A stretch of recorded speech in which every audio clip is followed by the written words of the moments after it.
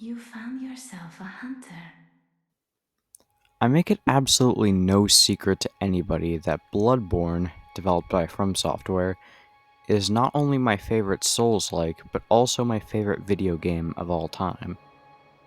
I really like this game, and in particular, I tend to like the bosses as with any Souls game. So today, I will be reviewing every boss fight in this game as they are a major defining factor for Souls-like games. This video is very heavily inspired by a review of every Dark Souls boss by Eldritch Augur. A link to his video will be down below in the description, and shout out to him, of course. So anyway, one thing to note about Bloodborne is that it has a very wide selection of mandatory bosses to beat the game. However, it also has plenty of optional bosses and areas. For them, they do not have to be played through to beat the game, of course. So for their placement in the video, as well as the overall order of the bosses mentioned themselves, they will pretty much just be in the order that I did them in. The mandatory bosses must be played in a certain order, however, the optional areas and boss fights can be done at any point. The first boss on our list is the Cleric Beast, the first optional boss in the game, and one that many people will likely encounter as their first fight. This boss fight is very different to what you'd find in Dark Souls, for instance. One change being that the boss is highly aggressive compared to the bosses in those games, and you can't play defensively. You have to be very aggressive and offensive in the way you play, which helps set the tone for the game going forward. This boss is classified as a beast type boss. I mean, it's in the name, and the fight overall is pretty good at teaching you how to fight these large enemies. There are plenty of attacks that'll result in you probably trading damage, but it also helps teach the player about the rally system built into the game. This rally system is pretty crucial from my experience, so it's nice that they taught it in a good way here. One thing that it might also teach the player is how good serrated damage can be against beast enemies. As you can see in the footage here, I'm using the Saw Cleaver, one of the starting weapons you can get, and it shows that serrated damage, which is dealt in the first form of the Saw Cleaver, is very effective against beast enemies. It can also be found in another starting weapon in the second form of the Threaded Cane. Using serrated damage can definitely make this fight a lot easier, and it doesn't become all that hard once you know what you're doing, but overall, I still find it to be a kind of fun fight. The first fully mandatory boss of Bloodborne, Father Gascoigne, is also the first boss I personally believe really shines in terms of its actual gameplay. The Cleric Beast was just okay for me, but Father Gascoigne is a fight that I still have a lot of fun with when I return to the game. His first phase is used to teach players how to face humanoid-type enemies, which definitely comes in handy, and can also teach you how to parry really well.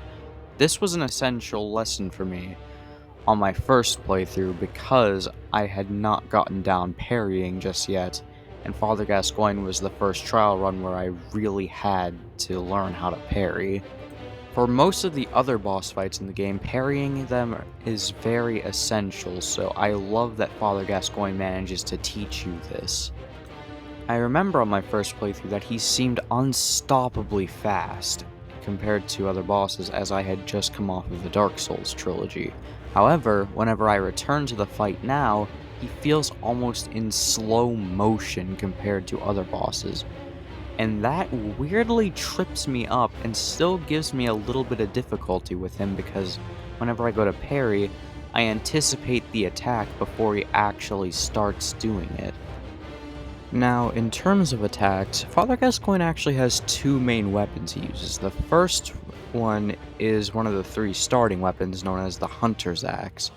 He wields it very similarly to how a player would, including with the charged R2 attack when he two-hands it. He also wields a ranged weapon in the form of the Hunter's Blunderbuss, another one of the starting weapons you can choose. The attacks with the Hunter's Blunderbuss can reach pretty good distance, and I tend to have trouble dodging them. However, dodging them to the side should work for the most part. His melee attacks with the axe are at a good enough speed for someone starting out, and can definitely give me trouble, of course, with parrying nowadays, but for a new player, it should be a pretty good lesson. Whenever Father Gascoigne reaches low health, something interesting happens that where you truly get a final exam for the start of Bloodborne. Father Gascoigne transforms from a man into a beast enemy, which is definitely much more challenging than his first phase. You also can't use the arena anymore to stop his attacks, which you could in the first phase, because now he's able to break parts of the arena. You have to face him head on. He can still be parried, but you can also dodge him to the sides pretty reliably, as even though he has a lot of range, he does not have a lot of width. Overall, Father Gascoigne is an absolutely fantastic boss fight, and a great introduction to the game. Bloodborne definitely gives a pretty good first impression in my eyes, with one pretty okay boss and another absolutely fantastic boss being right at the start. I just wish with this fight that the second phase was a little longer, but otherwise, it's a perfect introduction, and I really like it. One of the most difficult early game encounters is without a doubt the Bloodstarved Beast. I'm pretty bad at this boss fight, but it is really fun. It's exceptionally aggressive and highly damaging, as well as really quick for being so early in the game, and I can see why some people might not like the fight as much because of that. However, I personally had a lot of fun with it when going to record footage for this video, even if it made me rage a good bit. One difference between the Bloodstarved Beast and other Beast-type bosses is the fact that this one is pretty small. In fact, I think it's probably the smallest Beast boss in the game, aside from maybe Father Gascoigne's second phase, if that really counts. The Bloodstarved Beast cannot have its size abused because of this, so you have to either dodge its attacks and stay behind it that way, or you have to consecutively parry its attacks in its first stage. Most of its moveset consists of swipes, which can be parried or easily dodged, except for one in particular, in which he looks like he's just about to swipe, but then he glides forward while executing the attack, which can definitely catch you off guard if you're not careful, and I don't think you can parry this attack, so you'll have to just dodge it. Unlike a lot of other beast fights, which can sometimes just feel like the thing is just thrashing around violently, the moveset for the Bloodstarved Beast actually feels fluid and pretty similar to how a melee weapon feels to dodge, which is definitely a nice change of pace, and the hitboxes are pretty good in this fight. Although there is one thing about this fight that I'm not a fan of at all. And whenever the beast hits half health or around that mark, it buffs itself to where every time it attacks, it starts to build up slow poisoning. And whenever it reaches another low point in health, it'll create a cloud around it that just slowly builds up the slow poisoning over time. I wouldn't have an issue with this if it went at the regular speed that slow poisoning does in this game, but for some reason with this boss in particular, it actually seems sped up. And as you can see from the footage here, there is nothing slow about this slow poisoning. Even with the slow poisoning being questionable bullshit though, I still really like this boss, and I think it's pretty great, especially for being this early in the game. As you can probably see, I've been pretty nice to the bosses in the game so far. However, the Witches of Hemlock is where I get more critical. Yeah, surprising pretty much nobody, this is easily one of the worst bosses in the entire game. And it also wins my vote for the most boring boss fight, because, well, all the fight really consists of is a bunch of regular enemies being spawned, which are pretty passive compared to the other ones in the game. a large majority of this fight can be spent waiting. Just waiting for the Witch of Hemlock to appear, which turns out to be a blob that barely moves and lets you bash her head in. Yeah, it's not exactly the most exciting, but halfway through the fight, another witch appears. Oh no! Except the only thing that's different is a few magic attacks, which aren't even that notable. Yeah, this fight is pretty boring. There's not much I can really say about it, other than if you somehow manage to die, which sometimes, admittedly, I do by getting swarmed by the enemies I'm not paying attention to. Don't worry, because if you spend all of your insight at the Bath Messengers, and then re-enter the boss room, the enemies they summon won't even show up, which makes it even more hilariously easy. I almost feel bad for the witches because, well, they have basically no means of fighting back without the regular enemies.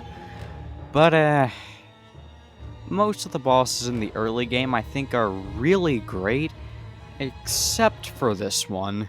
The third beast boss in the game is Vicar Amelia, and she is the main boss of the Cathedral Ward area.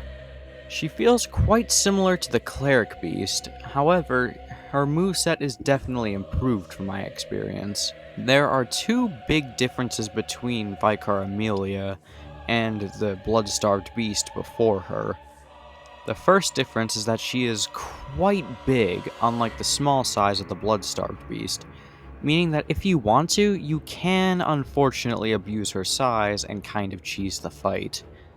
The second difference is that she cannot be parried from what I've seen, however, she can be staggered as I'm doing here. Another thing about this fight is that the attacks feel very slow compared to the other beast bosses up to this point. Now, I don't really mind it all that much, however, I do wish her attacks were a little bit faster. There's also a move that she can have where she temporarily buffs her defenses, but it doesn't really last long enough to be of any note. There isn't much else to say about this fight other than there's a move that she can have where she heals herself a decent bit. However, on this playthrough for the footage I'm getting, I didn't manage to get her to use that move at all. I can't really say much else about this fight other than it just feels like the Cleric Beast, but a little bit more fun. However, that is by no means a bad thing, and I still enjoy the fight. Dark Beast Parl is definitely a pretty interesting boss. He can be found in the early game by going to the city of Yahar'gul early by getting kidnapped. However, Yahar'gul is mostly a late game area, whereas Dark Beast Parl is scaled like an early game boss. If you fight him in the late game, he becomes way too easy, so I usually go for him in the early game. The strongest point of Dark Beast Parl for me is definitely the visuals of the fight. He looks really cool in my opinion, and the fight itself is presented pretty well. Although gameplay hasn't ever really been the highlight of fighting him, as mechanically he isn't too complicated. Most of Parl's moveset consists of the standard swipes and stuff you'd expect from a beast boss by this point. He does have one attack where he sends out orbs of electricity, however, they're so far apart that it's pretty easy to dodge them. There is, of course, an attack from Parl that can be deadly, which is his AoE blast attack. It doesn't have a huge amount of range, however, if you do get caught up in it, it can definitely one-shot you at a fair level during this point of the game. Overall, Dark Beast Parl has some amazing visuals, which definitely elevates the fight higher than it would have been, but there's not much special about it in terms of gameplay. I still kind of enjoy the fight, but it's nothing really too special compared to the other bosses. My favorite boss fight in the first half of Bloodborne is definitely the Shadows of Yharnam. It's a boss fight against 3 enemies, each of which wielding a melee weapon with 2 of them wielding ranged weapons. Each enemy wields their melee weapon very similarly to how a player would wield them. 2 of these shadows, as I mentioned, have ranged attacks. The one wielding the Tonitrus has a ranged attack in the form of balls of fire that it's able to throw at the player. The second one, wielding a Shikage, which I definitely just mispronounced, can attack you from range using his candle to spray fire at you. This easily has the potential to become unbalanced and unfair. However, they managed to actually balance this out by giving all of the shadows their own fairly low health pools, and also giving you generous opportunity to dodge the attacks. So what sounds like it might end up being unfair ends up being pretty well balanced in execution. There is one pretty questionable attack, though, in the second phase of the Shadows of Yharnam, when it's down to just 1 remaining. The 1 remaining will summon giant snakes to attack you, but this attack overall feels pretty unpolished and kind of buggy, and can definitely be pretty annoying at times to dodge.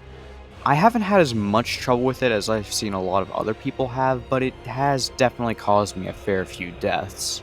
But aside from that one very minor criticism of this fight, I think it's a fantastic multi-boss fight, and definitely one of the better ones across all the Souls games. It's pretty underrated, and I always look forward to fighting it.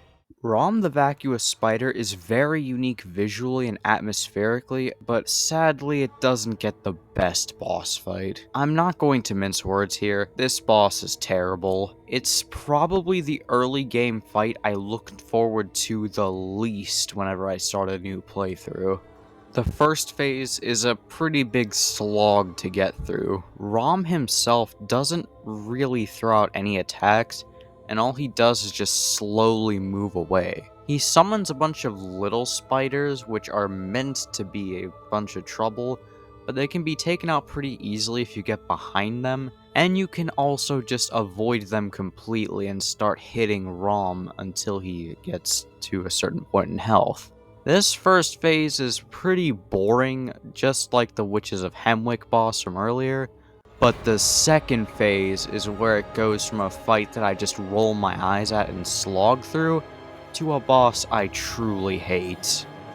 The fight stays pretty similar to how it was in the first phase, however, Rom actually gains some new attacks. The first one is an AoE blast that can definitely be avoided by running away, but does feel kind of tedious at points. The second attack is where he can summon up rocks around him that rise from the ground. Again, pretty easy to avoid, but can be annoying, and if you get ganked by spiders around it, then it's game over. But the third possible attack that I've witnessed is an attack where he summons a bunch of asteroids to fall on you, which you have to run away from. This attack has killed me every single time I fought this boss aside from this playthrough, and it never feels like a fair death. It always just feels like complete BS, especially since when it does happen, it's when I'm trying to clear out the spider mob he's summoned. Aside from that, the only other attack he has is a thrash attack if you get too close to him at some points, but that's it, making his attack count a total of just 4. And making matters even worse, he also loves to spam the annoying asteroid attack over and over again. It just makes the fight go on way longer than it needs to and feels pretty tedious. I was less critical towards the Witches of Hemlock because at least that boss fight was optional. However, Rom is a fully mandatory boss fight, and the last one before the second half of the game, making it majorly disappointing, and the second phase really did not help things much. I don't know how he managed to go this wrong, but it's a real shame that a fight with this good atmosphere ended up sucking so much. There's only one boss in the entire game that I absolutely dread each time I restart it, and here it is, the One Reborn. This boss fight is genuine garbage, and it is even worse than Rom or the Witches of Hemlock. Lore-wise, the boss isn't actually too bad, as it's an attempt by the city of Yahar'gul to create a god out of the bodies of the people it kidnapped. However, when you get down to the actual fight, it's really bad. There's multiple enemies above the arena, which for the life of me I cannot figure out how to reach, constantly throwing fireballs right at you.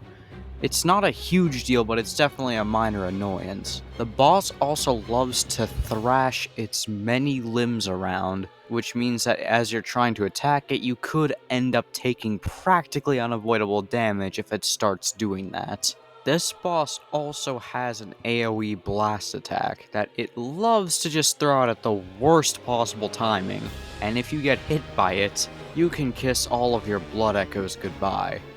The main reason I'm calling out the AoE in particular is because there's practically no way to know it's coming. The most dramatic sign is the one body sticking out on top doing a specific movement. That's all it really is.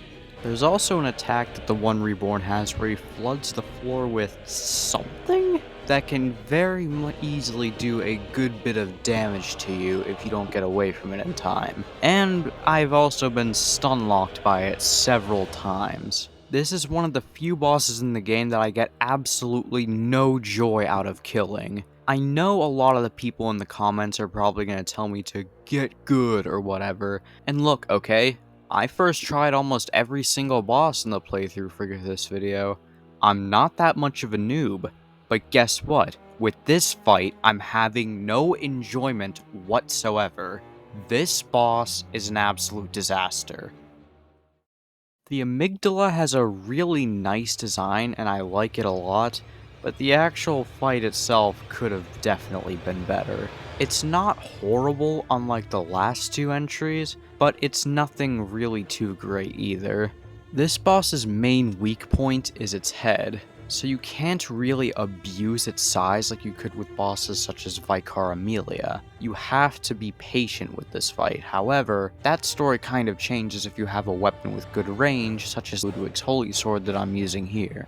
Most of its moveset feels pretty standard for what we've seen up to this point, except for one laser beam attack, but it's pretty easy to avoid, so it's not really all that notable. The rest of his moveset all feels pretty samey, and isn't really worth mentioning in my opinion, aside from one attack having cool visuals.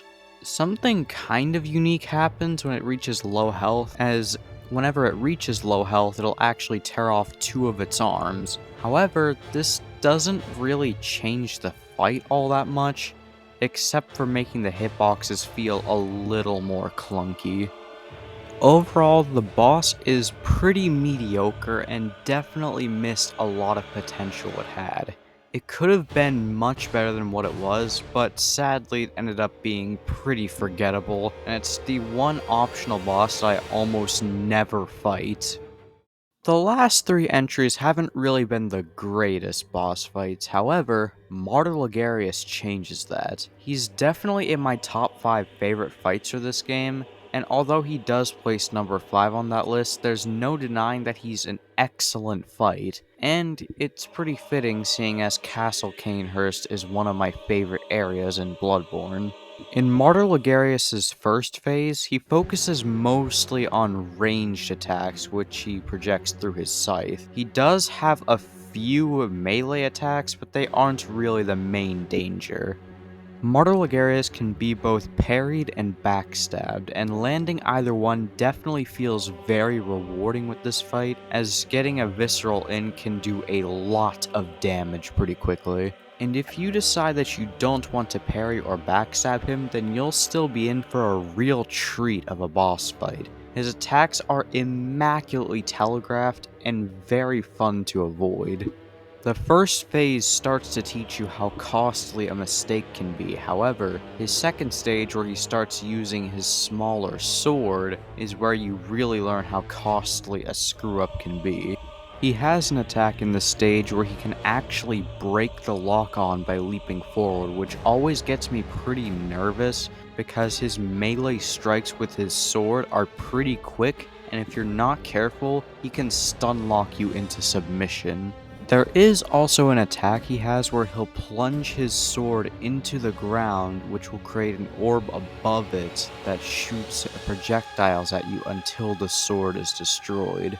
Most of the time I've been able to get rid of it by shooting it before it becomes a huge problem, but there was one time where the sword actually clipped under the arena, and as such, I wasn't able to destroy it. I can't count it against this boss though, because really it was a bug and definitely not intentional at all. This fight is a lot of things that I love in a boss. It's challenging, balanced, and pretty thrilling.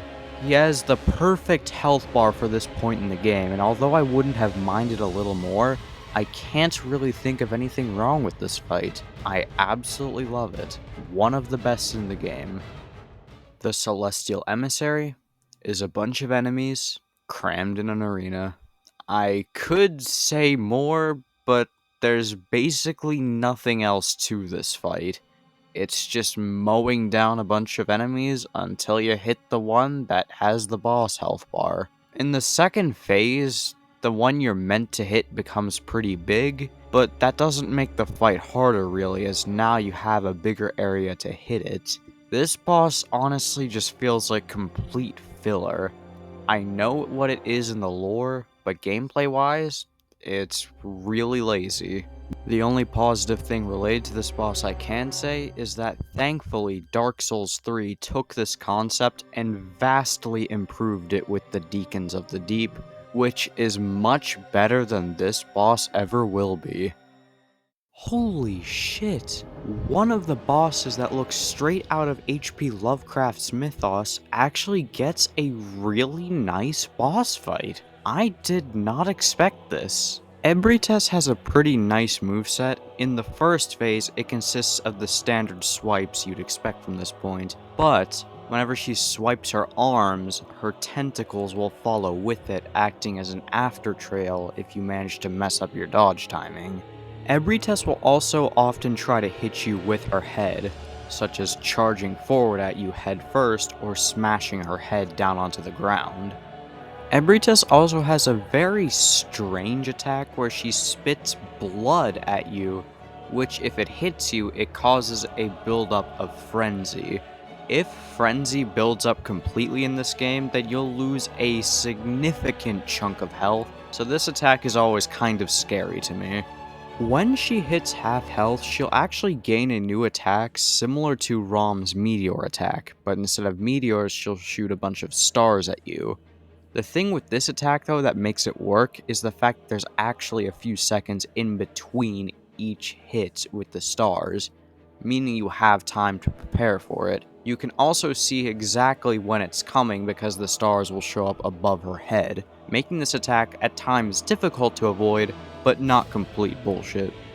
Unfortunately though, they could not really create a perfect boss fight just yet against Lovecraftian nightmare fuel, because in the second phase when she reaches half health, she gains a damage aura around her which if you stand in, causes you to take damage over time, which is frankly a little cheap considering how this game is meant to be played. You're meant to be aggressive in this game, so why punish you for being aggressive? But aside from that, and the fact that the fight plays pretty clunkily if you use the lock-on, I don't have any real problems with this fight. And the boss theme is great.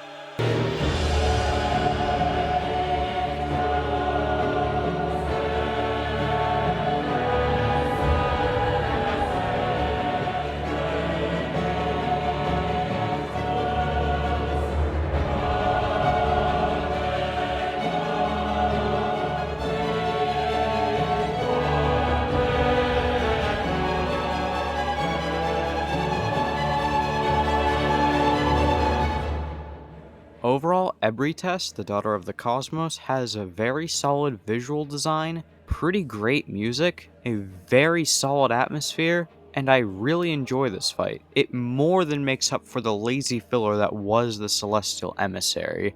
The developers should be proud of themselves with this one, because up until now, the more Lovecraftian style bosses weren't having very good fights. but this one is pretty fantastic. Mikalash is one of the few fights in the game that I honestly struggle to take seriously. It's like one of Tommy Wiseau's movies. It's so bad that it's good. What client? I cannot tell you, it's confidential. Oh, come on, why not? No, I can't. Anyway, how is your sex life? Can't talk about it? Why not? The main gimmick of this fight is that Mikalash runs away from you and you have to chase him and get him cornered in a specific room. For the first phase, it's pretty easy to fight him this way because he only really just spams a tentacle spell. But when you do this in the second phase, he can actually fight with his fists as well, but more importantly, use the Call Beyond spell, which has an absurd amount of tracking on it, and can definitely one-shot you no matter how far you are into the game. It's become a meme on the internet how bullshit this attack is, but to be honest, nowadays I just kind of laugh because of the cheapness of it. I just can't take this fight seriously. It's just like The Room. You are lying! I never hit you! You are tearing me apart, Lisa! One very strange difference between this boss and other fights that I don't really like in this game is the fact that unlike the other bosses that are bad, this one seems to be awful by design. The developers were definitely very intentional with how bad this fight is, and for that they deserve a round of applause because they definitely succeeded.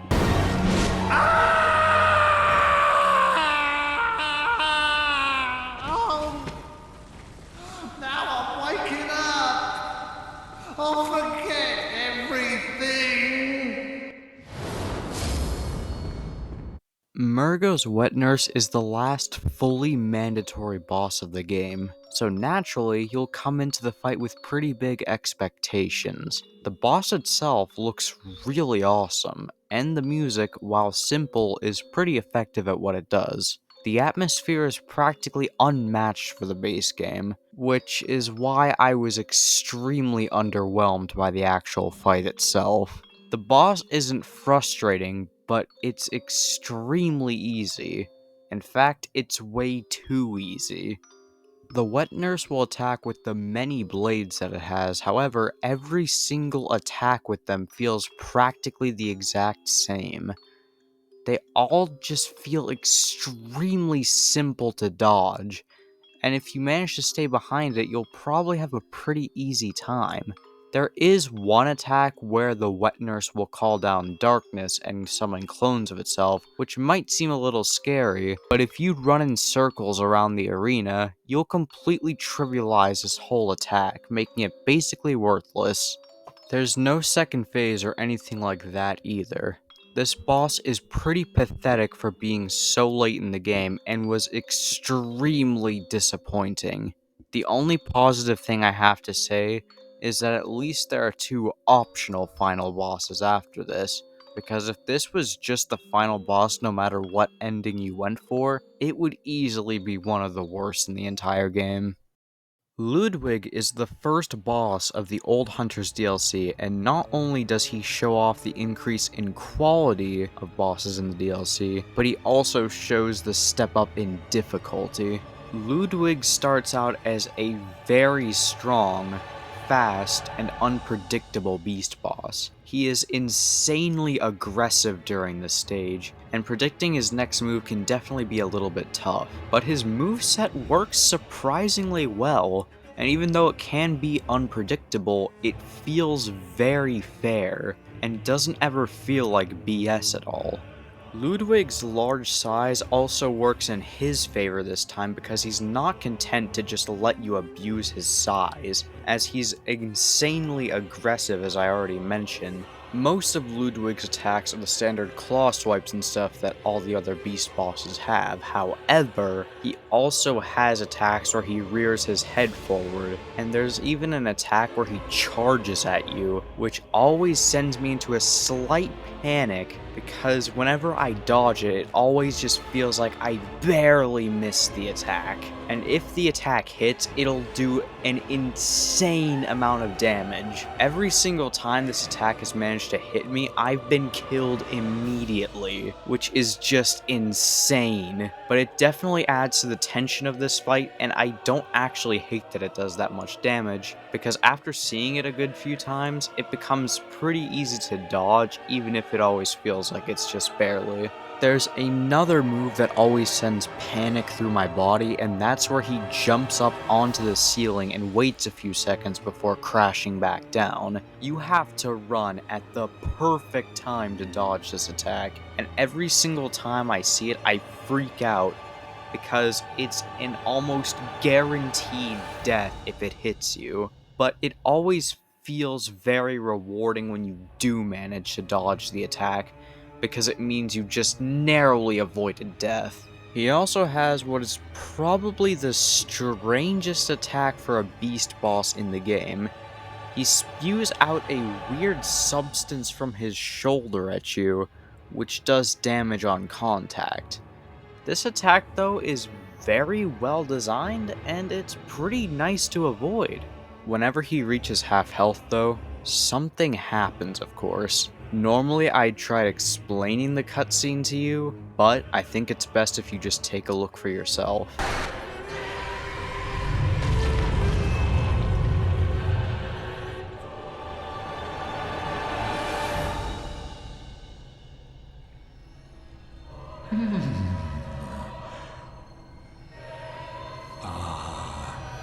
You were at my side all along.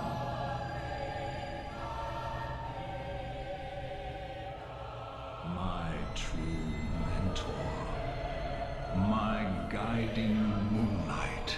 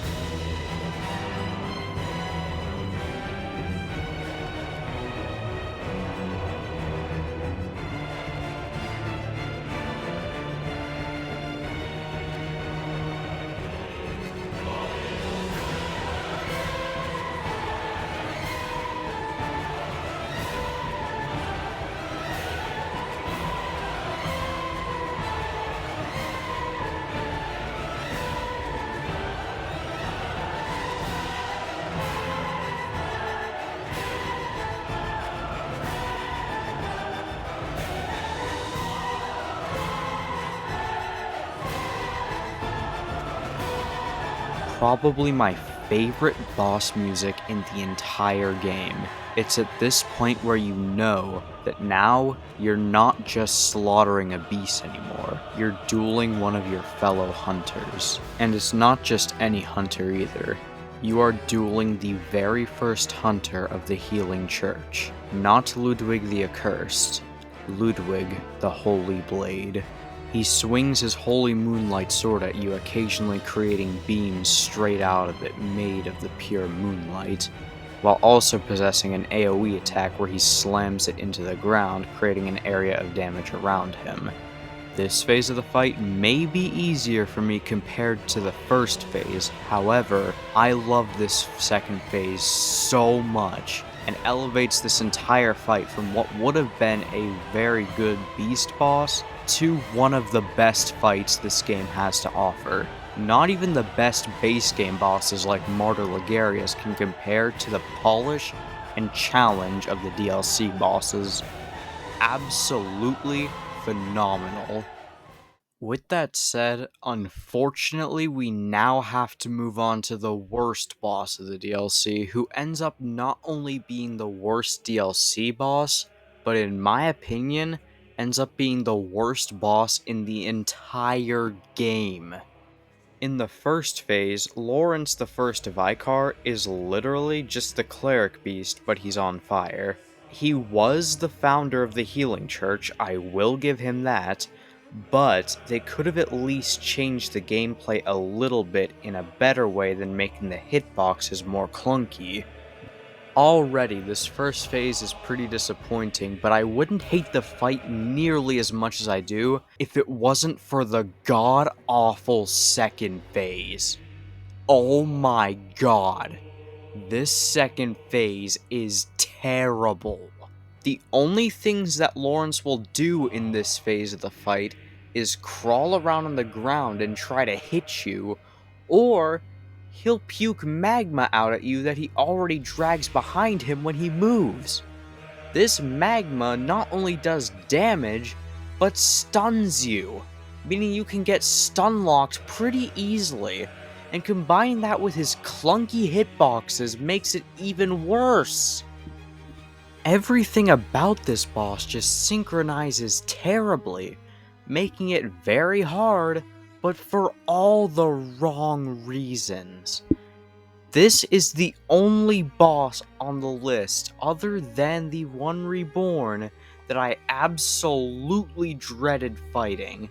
And not only that, but it's the only other optional boss aside from the amygdala that I never fight. This boss does everything wrong except for the music and lore. And even then, that's not enough to save it from being my least favorite boss in the game. It's not only the worst beast boss, not only the worst DLC boss, but also the most extremely frustrating and overall worst boss fight in the game. Spending a good several minutes hacking away at his massive health bar, only to die in 2 hits, and then having to run back to him only to get 2-shotted again, is nothing but just extremely aggravating. The victory I got after beating him did not feel good nor earned. It just felt like I completed a chore. I won't be acknowledging this boss the rest of the video because it is an absolute clusterfuck. The Living Failures is probably the single weirdest boss on this list. The fight's not bad or anything, but it's really odd. I love that they put me and my friends in the game, but the fight is probably the easiest out of all the DLC bosses. That's not to say it's a complete pushover by any means, but I feel like the other bosses of the DLC are much more challenging. In terms of melee attacks, they don't really have much going on. They can try and swing at you, which you can actually parry, but they don't try anything else melee related other than occasionally slamming their head down. The Living Failures actually do have some magic attacks, but to be honest, I've never really had trouble dodging them per se. They all feel pretty easy to avoid. When the Living Failures reach half health, they gain a really cool looking attack where they summon asteroids to fall on you, but unfortunately, you can completely ignore the attack if you just hide behind the weird flower thing in the arena. Despite their massive health bar, sadly they don't have a second phase other than that one attack, which was a little underwhelming, but I can't really say I dislike this boss. I think it's okay, nothing really too special, but it's alright. And even though I don't really find the music as fitting as other boss themes, I still think it absolutely slaps. Like seriously, it's really good, and I do listen to it a good bit from time to time. This boss may be very strange, but I think the fight itself is pretty okay. I don't really hate it as much as a lot of other people do, and I definitely think it is kind of fun. We have now arrived at Lady Maria of the Astral Clock Tower, the best boss that Bloodborne has to offer in my opinion. Her first phase just starts out with her using her vanilla Rakuyo, and her attacks with it are really quick, and you have to get good at dodging them if you decide not to parry. Her parry windows can be pretty large at times, and it can unfortunately make the boss too easy, but if you decide not to parry her, you'll not only be in for the more difficult option, but absolutely the more fun option. Aside from her immaculate moveset with her Rakuyo, she can actually shoot you with her firearm. Most of the time I end up getting hit by this attack because I end up getting caught off guard, as I'm used to her regular Rakuyo swings. This first phase does an excellent job at preparing the player for what's to come in the second and third phases, and I don't really have any complaints with this phase other than I just wish her parry windows were a little smaller, or that she staggered less, but that's more an issue with the rest of the fight, and I can overlook it. The first phase of the fight may have been good, but once you get her down to 2/3 health, that's when the fight really begins. She enchants her Rakuyo with her own blood, adding range to her speed. This stage of the fight can be tricky even if you decide to parry because of just the sheer range of her attacks, because now it's not even enough to land the parry, you have to be a good enough distance away to where it won't still hit you. On top of this, Lady Maria also gets a few new attacks, such as one where she twirls up into the air before crashing back down, which I have managed to avoid, but if it hits you, it can do a good bit of damage. She also gains a new slash attack with her transformed Rakuyo, which if it hits you, can kill a high-level player in just 2 hits. However, the wind-up to this attack gives you a generous opportunity to dodge it, making it never really feel unfair. She also has a new thrusting attack similar to the slash I just mentioned, which does an equal amount of damage, but for me is a little less difficult to dodge. But still, I absolutely love her moveset in both the first and especially the second stage of the fight. This stage already elevates the difficulty by a good bit, but when you've gotten past this stage and get her down to just 1/3 of her health, the third phase begins. Now her attacks are not only enchanted with blood, but with fire, meaning that not only is there extra damage, but there's a small aftertrail to the attacks which prevents you from getting a bad dodge timing, because if you dodge the attack too late, you'll be hit by the fire, and if you dodge too early, you'll get hit by both the main attack and the fire as well, meaning you have to practically perfect your dodge timing. This boss is not only my favorite in the game, but one of my favorites across the entire Souls series. She's definitely in my top 5 Souls bosses, and I absolutely adore this fight. If she had more health and staggered less, this boss would be perfect.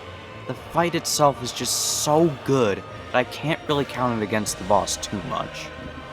This entire fight is fantastic, and in my opinion, the best this game has to offer. The very last boss of the Old Hunters DLC is the Orphan of Kos, and man, they did not disappoint with how they ended the DLC. I prefer Lady Maria a tiny bit more personally, but I cannot deny that this boss is an insanely close second. This boss is possibly the most aggressive in the game, and it's really fast. It mainly attacks by swinging its own placenta at you, which, because of the umbilical cord, gets extra range compared to other boss attacks.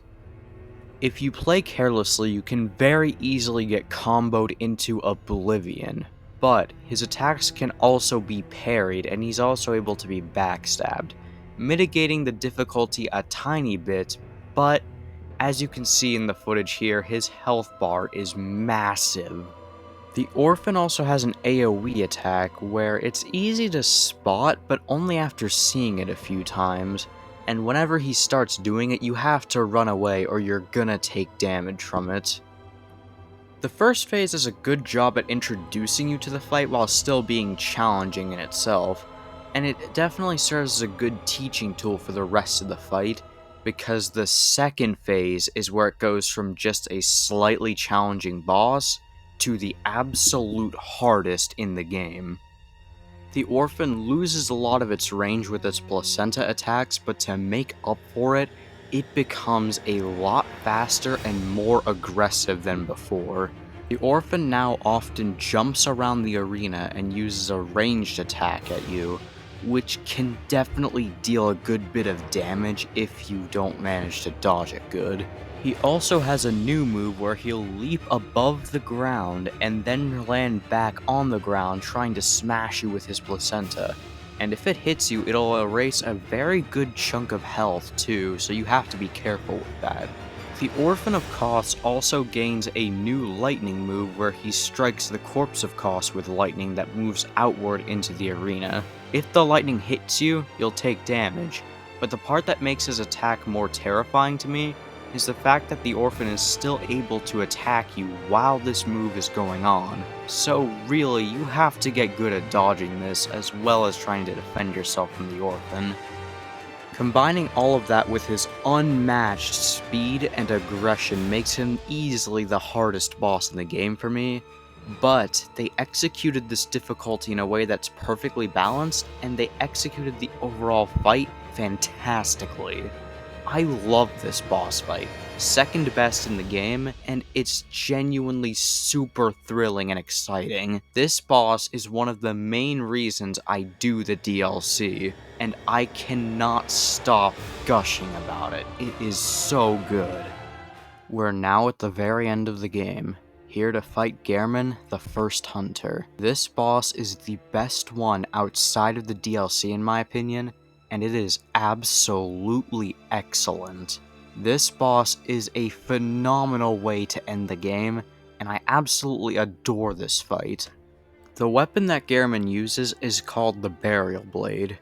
It doubles as both a curved blade and also a large scythe. It has a pretty great moveset, especially when used by Garman, as he is very quick and lethal. Once Garman reaches half health, he buffs himself to where he moves a lot quicker and is more aggressive than he was before. I wasn't able to grab footage of this attack in particular, but he also gains a new AoE attack, which if you get hit by it, it can do a massive amount of damage, but thankfully the windup is pretty long and you have a generous amount of time to run away.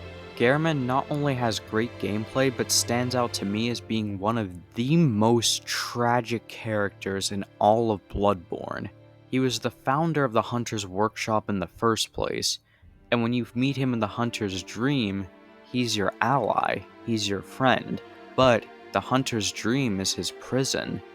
He can't get out, and he's being tormented in there. And at the end of the game, after killing Murgo's wet nurse, he gives you a proposal. That is, he can kill you, so that you will die, forget the dream, and reawaken under the morning sun back in Yharnam, freeing you but keeping himself trapped. And by fighting him, you are setting him free, while he's desperately trying to stop you from suffering the exact same fate he did. And that's not even to mention the legendary score that plays as you fight him.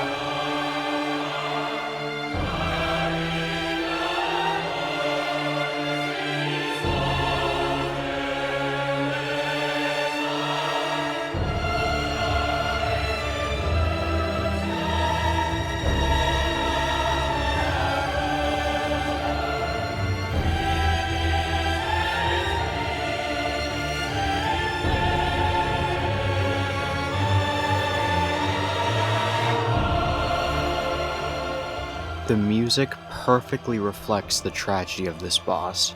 Garman was the perfect way to close out the game, and I absolutely love this boss fight. I cannot give it enough credit. It is so good.